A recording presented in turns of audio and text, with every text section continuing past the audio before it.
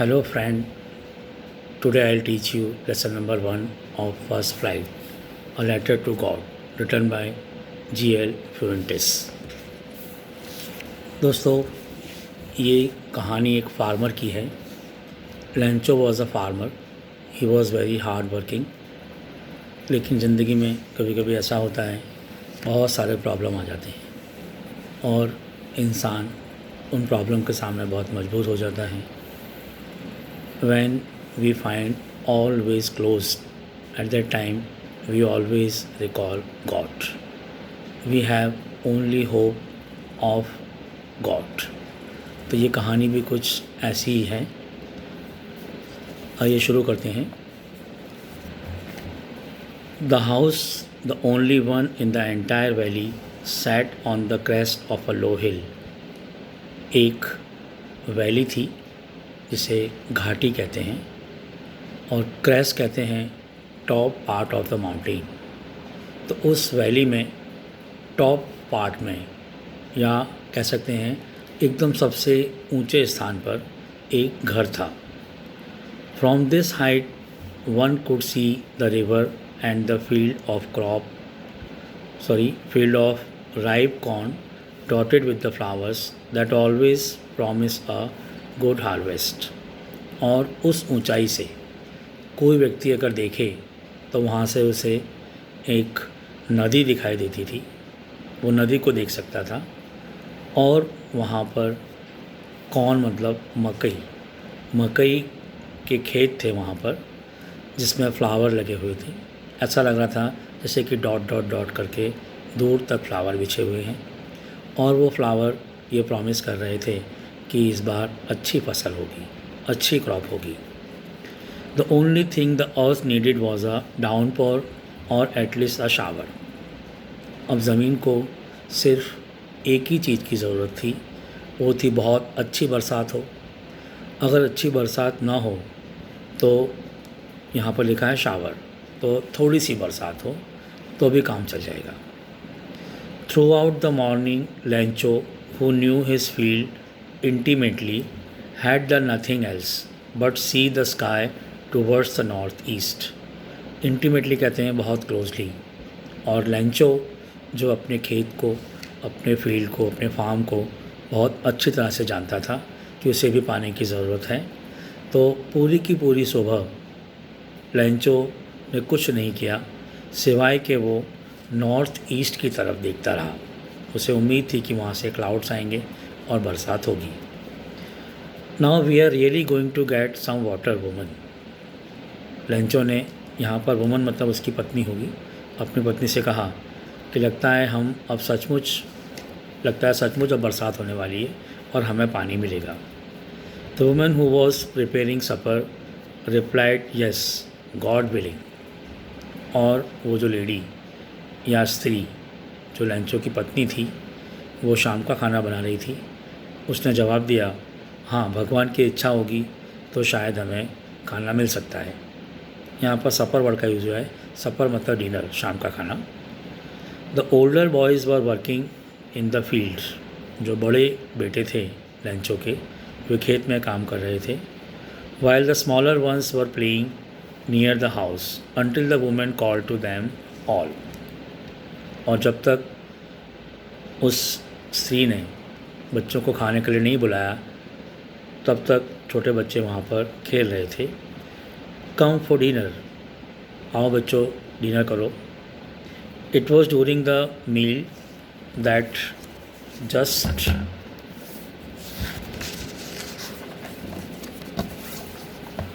Just Lencho had predicted big drops of rain began to fall. और जब वो खाना खा रहे थे, ठीक उसी वक्त बरसात की बड़ी बड़ी बूंदें गिरना शुरू हुआ कि जिसकी भविष्यवाणी लेंचो ने की थी। प्रेडिक्ट मतलब भविष्यवाणी करना।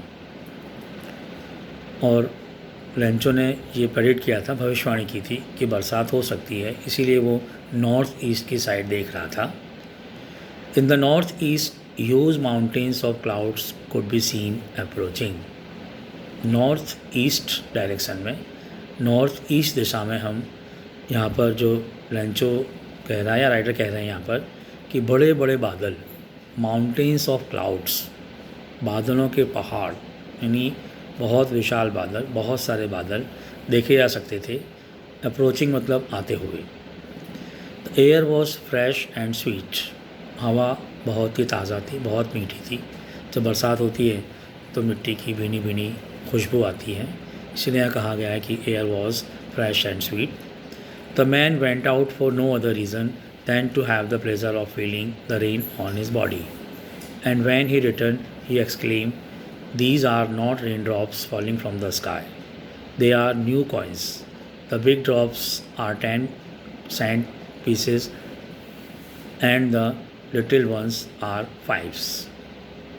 तो जब बरसात शुरू हो गई तो लैंचो घर से बाहर आया और उसके पास ऐसा दूसरा कोई रीज़न नहीं था घर के बाहर आने का सिवाय के बरसात का मज़ा लेने। बरसात की बूंदों का वो मज़ा ले रहा था, बरसात का वो मज़ा ले रहा था। और जब मज़ा लेने के बाद वो घर के अंदर वापस आया तब उसने कहा कि ये बरसात की जो बूंदें हैं ये बूंदें नहीं हैं, ये तो कॉइन्स हैं, ये तो सिक्के हैं जो आसमान से बरस रहे हैं। जो बड़ी बड़ी बूंदें हैं वो 10 सेंट हैं, यहाँ पर 10, यहाँ पर सेंट है जो करेंसी है, और जो छोटे हैं वो 5 सेंट हैं। With a satisfied expression, he regarded the field of ripe corn with its flower draped in a curtain of rain. With a satisfied expression, बहुत ही संतुष्ट हाव भाव से, उसके चेहरे पर सेटिस्फैक्शन था, बहुत संतोष था, और उसी फीलिंग के साथ उसने अपने खेतों को देखा जहाँ पर जो कॉर्न थे वो राइप हो चुके थे, पक चुके थे, फ्लावर भी थे उसके अंदर। Draped in a curtain of rain, और जो बरसात के पर्दे में ढके हुए थे, मतलब बरसात हो रही थी। But suddenly a strong wind began to blow and along with the rain very large hail stones began to fall. लेकिन अब कहानी में ट्विस्ट आया। बरसात के साथ साथ बरसात ने अपना मिजाज बदल दिया और अब हेल स्टोन, बर्फ़ गिरने लगी, जिसको हिंदी में ओले कहते हैं। कड़ा कहवा है गुजराती में, तो ओले गिरने लगे। These truly did resemble new silver coins, और वो सफ़ेद बर्फ़ के टुकड़े थे, तो लगा जैसे कि चांदी के सिक्के गिर रहे हैं। The boys exposing themselves to the rain ran out to collect the frozen pearls, और जैसा कि जब ओले गिरते हैं तो हम बड़े लोग भी कभी कभी बाहर दौड़ते हैं, बच्चे तो दौड़ते ही हैं, और ओले को इकट्ठा करते हैं, उन बर्फ़ के टुकड़ों को इकट्ठा करने लगते हैं। ऐसा ही यहाँ पर बच्चों ने किया, और वो फ्रोज़न पर्ल्स मतलब मोती, जमे हुए मोती की तरह लग रहे थे। It's really getting bad now. अब लेंचो को चिंता हुई और वो कहने लगा कि अब तो ये बहुत ख़राब हो रहा है। एक्सक्लेम द मैन, यानी यहाँ पर Lencho. I hope it passes quickly, और मुझे आशा है कि ये बहुत जल्दी से गुजर जाए, जल्दी से पास हो जाए। लेकिन हम सोचते हैं ऐसा नहीं होता। It did not pass quickly. ये हेल स्टॉर्म्स, या जो हेल स्टोन जो गिर रहे थे, ओले गिर रहे थे, इसे हेल स्टॉर्म भी कहते हैं, बर्फ़ का तूफ़ान भी कहते हैं, वो तुरंत पास नहीं हुआ, जल्दी रुका नहीं। For an hour the hail rain on the house, the garden, the hillside, the cornfield, on the whole valley. ये जो ओले हैं, ओले की जो बरसात है वो गिरती रही घर के ऊपर, बगीचे में, पहाड़ों की तरफ, कॉर्न फील्ड मतलब मकई के खेतों में, और पूरी की पूरी घाटी में। द फील्ड वॉज वाइट, और हर जगह सफ़ेदी सफ़ेद, हर तरफ बर्फ़ नज़र आ रही थी, सफ़ेद रंग नज़र आ रहा था। As if covered with salt, जैसे कि पूरा का पूरा इलाका सॉल्ट से, नमक से ढक दिया गया हो। Not a leaf remain on the trees, अब पेड़ों पर एक भी पत्ता नहीं दिखाई दे रहा था, सिर्फ बर्फ़ दिखाई दे रही थी। The corn was totally destroyed, मकई की जो फसल थी वो पूरी तरह डिस्ट्रॉय हो गई थी, ख़त्म हो चुकी थी। The flowers were gone from the plants, और जो पहले फ्लावर्स थे प्लांट के ऊपर वो भी ख़त्म हो गए थे, गायब हो गए थे, मतलब डिस्ट्रॉय हो गए थे। लेंचो's soul was filled with sadness, Lencho का दिल दुख से भर गया, या कह सकते हैं कि वो बहुत दुखी हो गया। When the storm had passed, he stood in the middle of the field and said to his sons, और जब ये बर्फ़ का तूफ़ान चला गया, गुज़र गया, तो वो खेत के बीच में आया और उसने अपने बेटों से कहा, A plague of locusts would have left more than this. यहाँ पर एक शब्द है लोकस्ट। लोकस्ट एक तरह का इंसेक्ट है। ये पूरा ग्रुप में उड़ के आता है और क्रॉप पर अगर ये छा जाए तो पूरी क्रॉप को ख़त्म कर देता है। तो लेंचो कह रहा है कि अगर लोकस्ट का प्लेग आता, उसका रोग चाड़ा आता, तो भी वो इतनी फसल बर्बाद नहीं करता जितनी कि इस बर्फ़ ने कर दी है, ओलों ने कर दी है, हेल स्टोन ने कर दी है। The hell has left nothing. Hello ने कुछ भी बाकी नहीं रखा, सब कुछ तबाह कर दिया है। This year we will have no corn. और इस वर्ष हमारे पास जरा सी भी बिल्कुल मकई नहीं होगी। That night was a sorrowful one. और वो रात बहुत दुख भरी रात थी लेंचो के परिवार के लिए। लेंचो के लिए वो डरावनी रात थी, दुख से भरी हुई रात थी। All our work for nothing. पूरे साल जो हमने मेहनत करी उसका अंजाम कुछ नहीं हुआ। There is no one who can help us. और अब कोई भी नहीं है जो हमारी मदद कर सकता हो। Will all go hungry this year. इस वर्ष हम सबके सब भूखे मारे जाएंगे, सबके सब हम भूखे मरेंगे। But in the hearts of all who live in that solitary house in the middle of the valley there was a single hope, help from God. Solitary कहते हैं बहुत अकेला, बहुत अकेलापन। लेकिन but in the hearts of all who lived in that solitary house, उस अकेले घर में जो लोग भी वहाँ पर रहते थे, उन सब के दिल में अब सिर्फ एक ही आशा बची थी, और वो आशा थी हेल्प फ्रॉम गॉड। जैसा कि हम सभी करते हैं, जब हमें कोई रास्ता नहीं सूझता, कोई समस्या इतनी बड़ी आ जाती है, तब हम उसे भगवान पर छोड़ देते हैं। Don't be so upset even though this seems like a total loss. ऐसा लग रहा है कि सब कुछ ख़त्म हो गया, लेकिन फिर भी आप निराश मत हो। Don't be upset. आप इतने दुखी मत हो, निराश मत हो। Remember no one dies of hunger. कोई भी भूख से मरता नहीं है। भगवान ने पेट दिया है तो वो खाना भी देता है। दैट इज़ वॉट दे से। ऐसा लोग कहते हैं।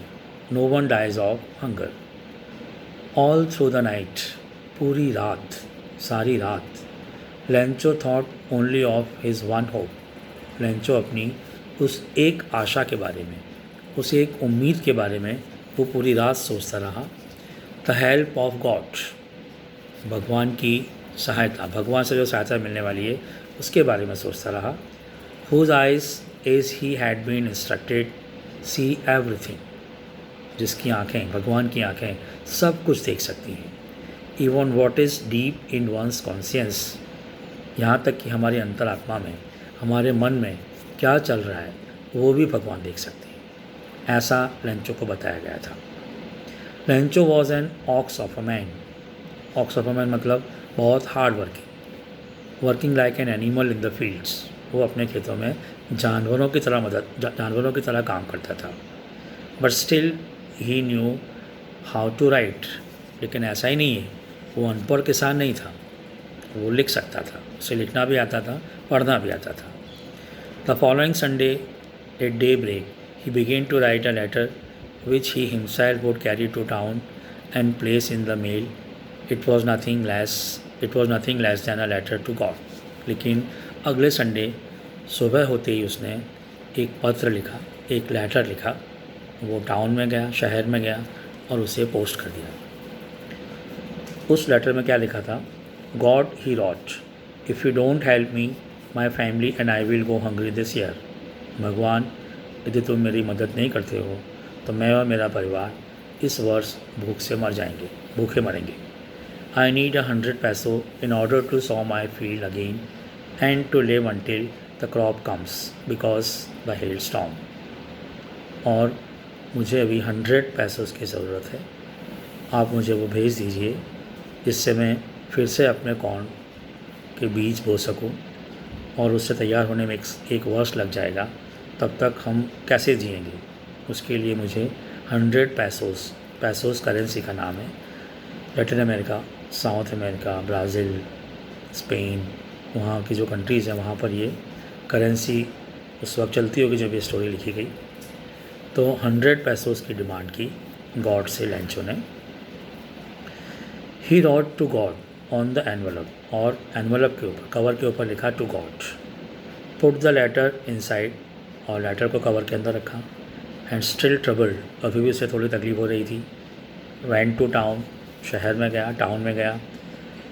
Eight the post office he place a stamp on the letter and drop it into the mailbox, और वहाँ पर उसने स्टैम्प लगाई, उसके ऊपर डाक टिकट लगाई, और जो लेटर बॉक्स होता है, चिट्ठी का बॉक्स, उसके अंदर उसे डाल दिया।